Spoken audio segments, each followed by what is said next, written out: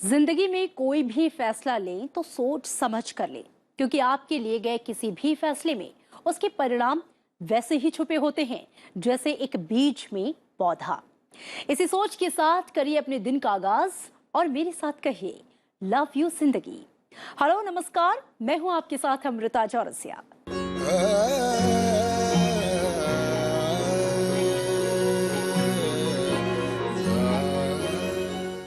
आज हम महिलाओं से जुड़ी एक बहुत ही कॉमन सी शारीरिक प्रक्रिया पर बात करेंगे, मेनोपॉज।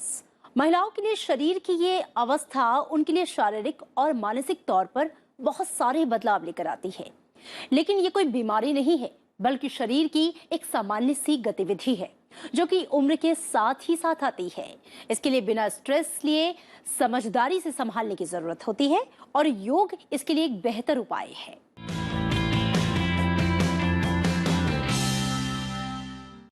मेरा सादर प्रणाम सभी को।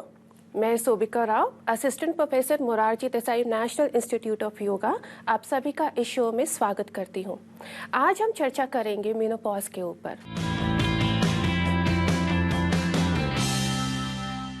What is menopause? Menopause is defined as the natural stoppage of the menstruation in females, यानी कि एक नेचुरल तरीके से महिलाओं में पीरियड्स का बंद होना। ये एक नेचुरल प्रोसेस है जो अमूमन 45 से 55 की उम्र में होता है। इसके बहुत सारे सिम्टम्स होते हैं जिनको हम माइल्ड से मॉडरेट में कैटेगराइज करते हैं। हर फीमेल में सारे सिम्टम्स हो ये ज़रूरी नहीं, लेकिन जो कॉमन लक्षण है वो कुछ इस प्रकार है: हॉट फ्लैशेस, स्किन और नेल्स में कुछ चेंजेस आना, emotional disturbances, nervousness, lack of sleep, fatigue etcetera. Yoga अभ्यास इन सभी लक्षणों को ठीक करने में एक महत्वपूर्ण भूमिका निभाता है। तो आइए आज हम योगाभ्यास करते हैं।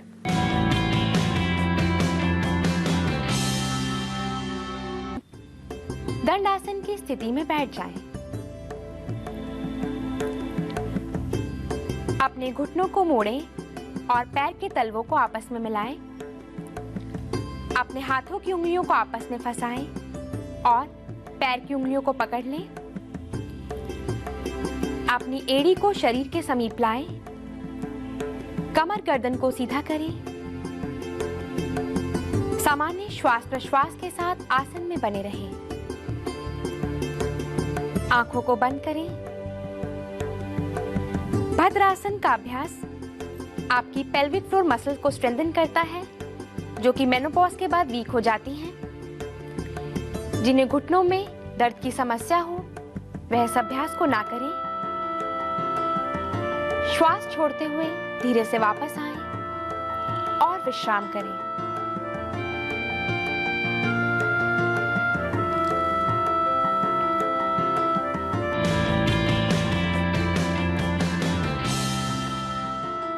धीरे से आंखें खोलें। वज्रासन की स्थिति में बैठ जाएं।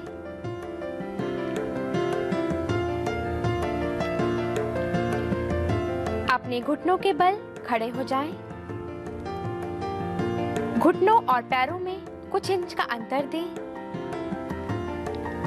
अपने हाथों को कमर के निचले भाग पर रखें। उंगलियों की दिशा नीचे की ओर हो। कंधे को, कोहनियों को पीछे की ओर खींचें। श्वास भरते हुए गर्दन को, कमर को पीछे की ओर झुकाएं।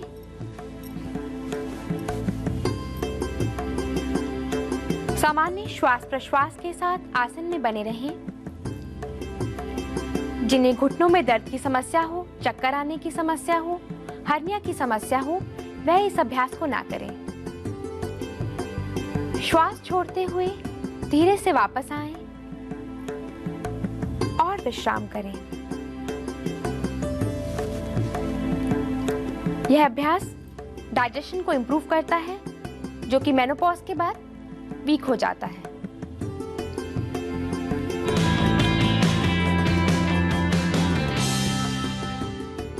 अपने घुटनों को और जंघाओं को फैला लें। अपने दोनों हाथों को घुटनों के बीच रखें। आप श्वास छोड़ते हुए कमर के निचले भाग से धीरे से आगे की ओर झुकें और अपनी चेस्ट और चिन को जमीन पर लगाने का प्रयास करें। आंखों को बंद करें। सामान्य श्वास प्रश्वास के साथ आसन में बने रहें। यह अभ्यास menopausal related fatigue, stress, anxiety को कम करने में सहायक है।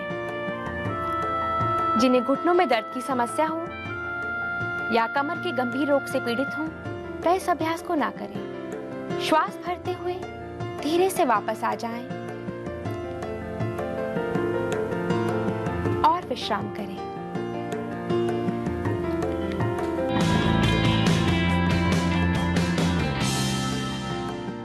पीठ के बल लेट जाएं।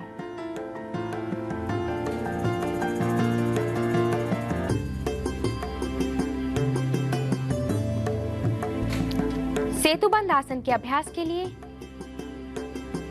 अपने घुटनों को मोड़ें और पैर जमीन पर।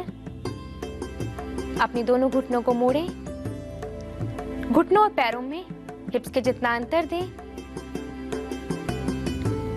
अपनी हील्स को शरीर के समीप लाएं और अपने हाथों से एंकल को पकड़ लें। आप चाहें तो हाथ को जमीन पर भी रख सकते हैं। अब श्वास भरते हुए धीरे से हिप्स और कमर वाले भाग को ऊपर उठाएं। चेस्ट को चिन के समीप लाने का प्रयास करें। ध्यान दें कंधा और हील जमीन पर रहें। सामान्य श्वास प्रश्वास के साथ आसन में बने रहें। सेतुबंद आसन का अभ्यास आपकी पेल्विक फ्लोर मसल्स को स्ट्रेंथन करता है। श्वास छोड़ते हुए धीरे से वापस आएं और विश्राम करें।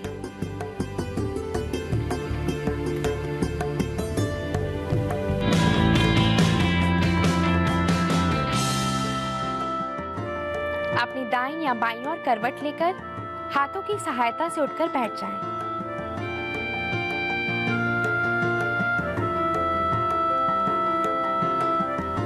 सुखासन की स्थिति में बैठ जाएं। अपनी कमर गर्दन को सीधा करें। दोनों हाथ ज्ञान मुद्रा में। आंखें कोमलता से बंद। अब अपनी टंग को रोल करते हुए धीरे से बाहर निकालें। ट्यूबनुमा आकृति बनाएं।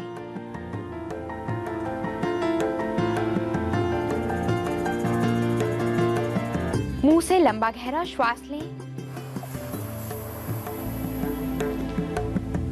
जिह्वा को वापस अंदर ले जाएं और दोनों नासिकाओं से धीरे से श्वास बाहर।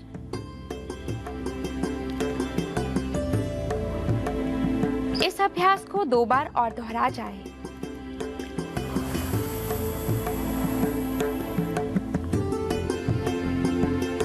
अंतिम बार।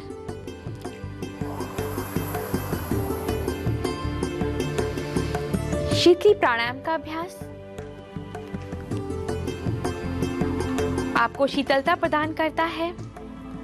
मेनोपॉजल सिम्टम्स, हॉट फ्लशेस, स्वेटिंग्स के मैनेजमेंट में सहायक है।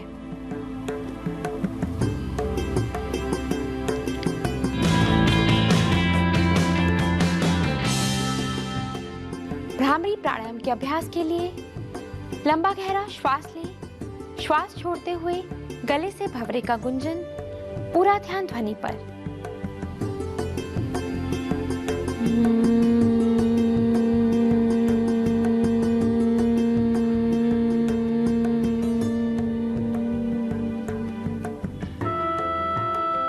इस अभ्यास को 2 बार और दोहरा जाए।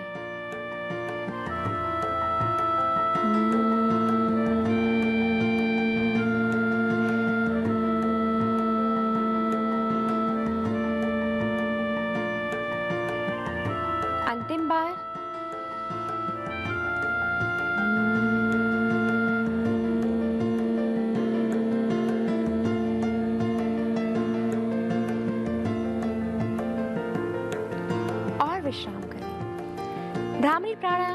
आपके मन को शांति प्रदान करता है। मेनोपॉजल सिम्टम्स एंजाइटी के मैनेजमेंट में सहायक है। धीरे से आंखें खोलें। यह योगाभ्यास मेनोपॉजल सिम्टम्स, मेनोपॉजल प्रॉब्लम के मैनेजमेंट में सहायक है। धन्यवाद।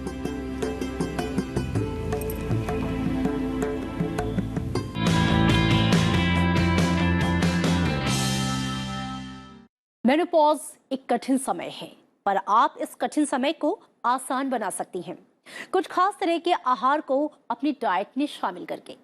तो कैसे होनी चाहिए मेनोपॉजल डाइट, देखिए हमारे खास सेगमेंट डाइट में।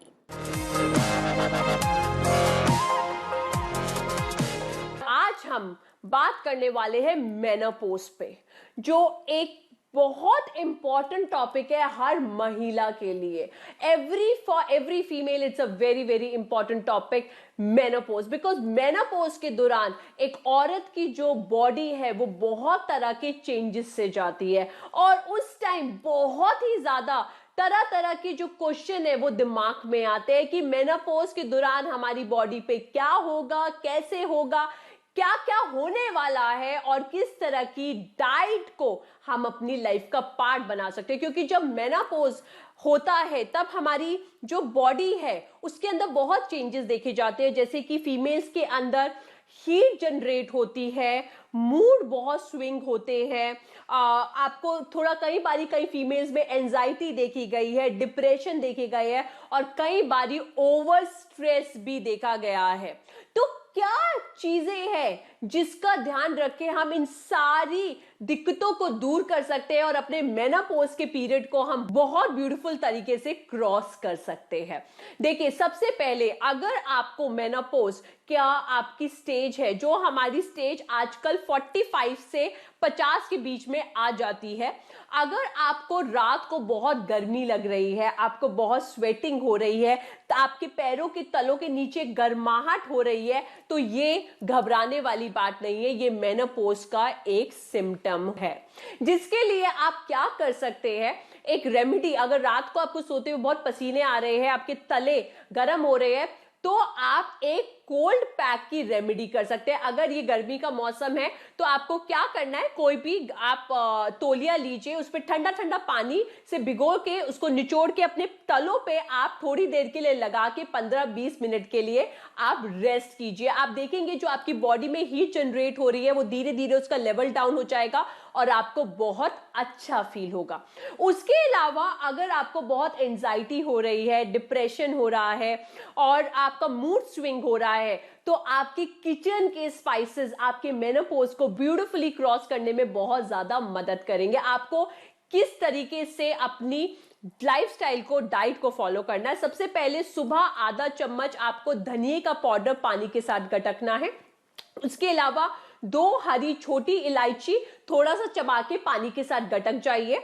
उसके अलावा फ्लेक्स सीड, आधा चम्मच फ्लेक्स सीड, बिकॉज उसके अंदर ओमेगा होता है और वो आपको रिलैक्स करने में, आपका स्ट्रेस फ्री करने में भी बहुत ज्यादा मदद करते हैं। तो आप, जिसे हम अलसी के दाने भी कहते हैं, आधा चम्मच आप अलसी के दानों को चबा लीजिए और उसके बाद अपने ब्रेकफास्ट में आप ठंडे दूध का इस्तेमाल जरूर कीजिए, बिकॉज जो ठंडा दूध होता है वो आपकी बॉडी को रिलैक्स करेगा। आप चाहे तो उसके अंदर थोड़ा सा अदरक भी डाल सकते हैं। उसके बाद लंच में आप चावल ले सकते हैं, क्योंकि चावल बॉडी को अंदर से ठंडा रखेंगे, या फिर गेहूं की रोटी लीजिए। आप उस टाइम जवार, रागी, बाजरा, इस तरीके की रोटियों का सेवन मत कीजिए, बिकॉज वो बॉडी में और गर्मी जनरेट कर सकती है। आप सब्जियां ले सकते हैं। सब्जी में चाहे आप आलू की सब्जी लीजिए या फिर कद्दू की सब्जी लीजिए, सारी सब्जियां आपको फायदेमंद देगी। कई लोगों को लगता है कि मेनोपॉज के दौरान आपको अरबी का सेवन नहीं करना है या करेलों का सेवन नहीं करना है, ऐसा कुछ नहीं है, आप बिल्कुल ले सकते हैं। उसके साथ आप हरी मिर्ची ले सकते हैं, क्योंकि जो हरी मिर्ची होती है वो आपकी बॉडी को डिटॉक्स करने में हेल्प करती है, आपके अंदर विटामिन सी देने में हेल्प करती है, तो उसके साथ आप हरी मिर्ची ले सकते हैं। शाम को आप अपनी चाय या दूध के साथ आप पल बाजरा जो एक हेल्दी स्नैक होता है, या रोस्टेड मक्का जो हमारे परमल का बना हुआ स्नैक होता है, ऑयली नहीं होता और खाने में भी टेस्टी लगता है, आप उसको ले सकते हैं। डिनर में आपको खासकर ध्यान रखना है, डिनर के अंदर आप चाहे तो आप मांड से गुंदा हुआ आटे की रोटी ले सकते हैं या पुलाव ले सकते हैं, और साथ में दही वगैरह जरूर लीजिए, क्योंकि बॉडी को जितना आप ठंडा रखेंगे उतना आपके मेनोपॉज में बहुत अच्छी तरीके से आपके हार्मोनल चेंजेस कंट्रोल में आएंगे और मेनोपॉज का पीरियड अच्छी तरीके से निकलेगा। और डिनर के बाद आपको आधा चम्मच मुलेठी लेनी है, क्योंकि जो मुलेठी होती है वो आपकी बॉडी को क्लीन करती है और आपके हार्मोन्स को भी कंट्रोल करती है। और आधा चम्मच कोरिएंडर पाउडर पानी से सटक लीजिए, ये भी आपके मेनोपॉज में बहुत ज्यादा मददगारी साबित होंगे। सो ये सिंपल सी डाइट आप मेनोपॉज के दौरान फॉलो कर सकते हैं और आप देखेंगे आपका मेनोपॉज पीरियड बहुत ब्यूटीफुली नाइसली निकल जाएगा।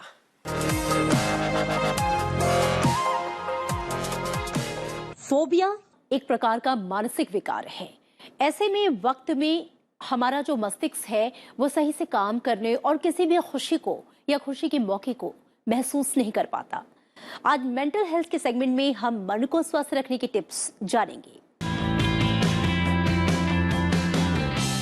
आज हम बात कर रहे हैं फोबियाज के बारे में। फोबियाज हम कहते हैं जिसका होता है फियर या डर, और डर हमें कई कई तरीकों से लग सकता है और किसी भी उम्र में लग सकता है। तो डर लग सकता है नेचुरल कैलामिटीज से, जैसे कि भूकंप है, जैसे कि बाढ़ है। डर लग सकता है मेडिकल इश्यूज से। आप देखते हैं कई लोग बहुत डरते हैं डेंटिस्ट के पास जाने से, या ब्लड टेस्ट करवाने से, या किसी तरह के ऑपरेशन से। डर हमें लग सकता है किसी सिचुएशन से, जैसे कि कोई प्रेजेंटेशन देनी हो हमें, या इंटरव्यू के लिए अपीयर होना हो, या हमारे को किसी तरह का स्टेज पे जाके बात करनी हो, या टीवी के ऊपर ही आपने अगर कोई बात करनी हो, उसका भी कई लोगों को डर लगता है, जैसे हम कहते हैं फोबिया। और फोबिया ये जो डर है ये बचपन से ही शुरू हो जाता है, क्योंकि आप देखते हैं कि जो बच्चा पैदा होता है वो किसी चीज़ से नहीं डरता। अगर बच्चा छोटा सा बच्चा है, उसके सामने अगर कोई बिच्छू आ जाए, कॉकरोच आ जाए, सांप आ जाए, उसे किसी चीज़ का डर नहीं लगता, क्योंकि एज अ अडल्ट हम इतना डरते हैं कि हम बच्चों को भी डराते हैं। हाँ, ये ज़रूर है कि हमें कई चीज़ों से तो उन्हें आगाह रखना है, सांप बिच्छू वगैरह से। मगर आप देखते हैं कई बार हम डरा देते हैं कि छिपकली आ रही है, हट जाओ यहाँ से, छिपकली तुम्हारे ऊपर ना गिर जाए, या कॉकरोच देखो, चूहा आ रहा है, तो बच्चे बहुत सहम से जाते हैं, तब से हमारा डर भी शुरू हो जाता है। और आप अगर देखेंगे बच्चा छोटा सा हो, उसे पानी में डालते हैं, उसे नहीं डर लगता, हम चिल्लाना शुरू करते हैं कि भाई बच्चा ना डूब जाए, बच्चा ना डूब जाए। तो ये डर जो है ना, हम अपनी इन्वायरमेंट से देखते हुए चलते हैं। तो कई बार ये डर हमें बहुत ही परेशान करते हैं और हमारी निजी ज़िंदगी में भी आ जाते हैं। ये डर जो बचपन के होते हैं, बड़े होके बहुत ही हमें परेशान करते हैं, क्योंकि हम काफ़ी चीज़ें कर नहीं पाते। अगर हम बिल्कुल डरते रहें कि हमने बाहर नहीं निकलना, हो सकता है बारिश है तो बाढ़ ना आ जाए, और शायद बाढ़ नहीं आए, मगर ये डर हमारे अंदर बैठा हुआ है, या भूकंप ना आ जाए, या क्या कहते हैं भूत ना डरा दे। कोई भूत से ये डरना तो हमने सब सीखा हुआ है। तो ये जो फोबियाज़ हैं कई बार हमें बहुत नर्वस कर देते हैं और बहुत हमें एंशियस कर देते हैं, हमें पैनिक अटैक्स आ जाते हैं, हम घबराने लग जाते हैं, हमारी हार्ट बीट बहुत बढ़ जाती है, पेट में हमारे दर्द होने लग जाता है, हमारे पसीने छूट जाते हैं, हाथ ठंडे हो जाते हैं। तो देखिए, एक तो हम बेवजह किसी को डराए ना, और अगर कोई डर रहा है तो उसका डर समझें। तो हमें सिर्फ सपोर्ट करना है, हमें इनकरेज करना है, हमें हिम्मत बनानी है उसको, और बच्चे को या अडल्ट को क्रिटिसाइज़ नहीं करना, मजाक नहीं उड़ाना, और उसका तरह तरह के नाम नहीं। जैसे कई लोग नहीं स्टेज पे जा सकते, चाहे कितना भी इम्पोर्टेंट उनका कॉन्वर्सेशन उन्हें करनी हो, कम्युनिकेशन करनी हो, तो ये आप देखिए कि हमें ऐसे लोगों को कॉन्फिडेंस बिल्डिंग करनी पड़ेगी, उनको हमें एक्सपोज करना पड़ेगा कि आप अगर स्टेज की फ्राइट है, उससे डर लग रहा है, तो आप मॉक स्टेज का करिए, एक आध बार प्रैक्टिस करिए कि लोग ऑडियंस में वैसे ही बैठे हैं और आप खड़े होकर बात करिए, आपको कॉन्फिडेंस आएगा। हम बहुत ज़्यादा जो पब्लिक स्पीकिंग से डरते हैं, उसमें हम लोग बहुत ज़्यादा हेल्प करते हैं कि आप शीशे के सामने खड़े होकर बात करिए इन्हें। अगर आपको किसी भी समस्या का, सवाल का जवाब पूछना है मेरे से, तो आप बेशक सनसद टीवी के किसी भी सोशल मीडिया हैंडल पे चले जाइए, उनके ट्विटर हैंडल पे, इंस्टाग्राम पे या यूट्यूब पे। मैं बहुत खुश होंगी आपके सवालों का जवाब देने के लिए। आप अपना और अपने परिवार का ख्याल रखिए। खुशी एक ऐसा एहसास है जिसकी हर किसी को तलाश है। गम एक ऐसा अनुभव है जो सबके पास है, मगर जिंदगी तो वही जीता है जिसको खुद पर विश्वास है। इस विश्वास को बनाए रखिए और कहिए लव यू जिंदगी।